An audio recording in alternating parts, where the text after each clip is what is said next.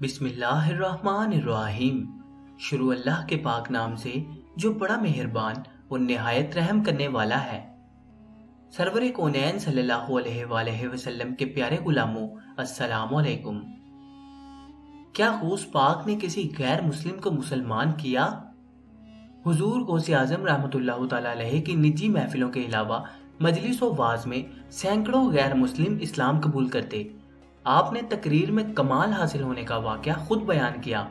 521 ہجری میں شوال کو منگل کے دن میں سو رہا تھا کہ خواب میں حضور نبی کریم صلی اللہ علیہ وسلم کو دیکھا۔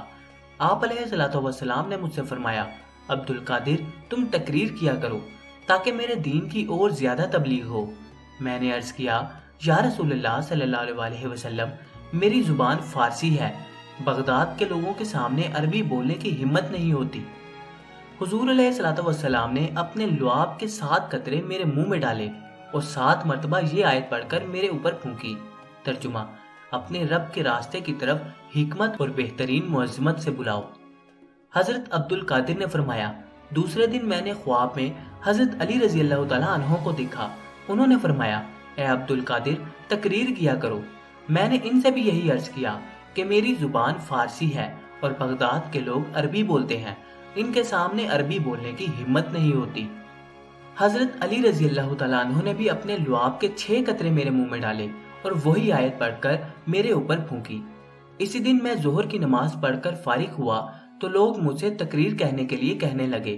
میں نے بہت منع کیا لیکن نہ مانے۔ آخر میں ممبر پر بیٹھا اور تقریر شروع کر دی۔ میری اس تقریر کی شہرت سارے بغداد میں ہوئی اور مجھے تقریر کرنے کا شوق ہو گیا، اور چند ہی دن میں تقریر سننے کے لیے لوگ جمع ہونے لگے اور اتنا مجمع ہونے لگا کہ مسجد میں جگہ نہ رہتی تھی، تو بغداد کی عیدگاہ میں انتظام ہونے لگا اور تقریروں کا سلسلہ بڑھتا چلا گیا۔ سامعین کی تعداد 70,000 تک پہنچ جاتی تھی۔ آپ جب تقریر کیا کرتے تھے تو لوگ اتنے غور سے سنتے تھے کہ ان کو یہ خیال بھی نہ رہتا تھا کہ کتنا وقت گزر گیا۔ آپ کی زبان میں اتنا اثر تھا کہ جب آپ جنت کا اور اس کی نعمتوں کا ذکر کرتے تھے تو لوگوں کے چہرے خوشی سے چمکنے لگتے تھے، اور جب دوزخ کے اور اس کے سخت عذاب کا ذکر کرتے تو لوگ ڈرتے اور ان کے چہرے پیلے پڑ جاتے، کبھی کبھی لوگ بے ہوش تک ہو جاتے، اور جب اسلام کی خوبیاں بیان کرتے تو سینکڑوں غیر مسلم اسلام قبول کر لیتے تھے، بہت سی برائیوں سے تائب ہو جاتے تھے۔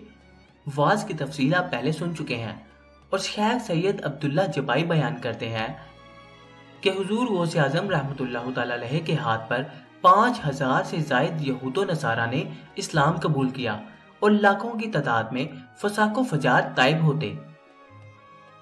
محترم دوستو، امید ہے کہ آپ کو آج کا یہ قصہ پسند آیا ہوگا۔ اگر آپ کو آج کی ویڈیو پسند آئی تو اس کو اپنے حلقہ احباب میں دوستوں کے ساتھ لازمی شیئر کریں۔ اب آپ سے ملاقات ہوگی انشاءاللہ تعالیٰ اگلی نئی ویڈیو میں۔ تب تک کے لیے اپنا خیال رکھیے گا۔ اللہ حافظ۔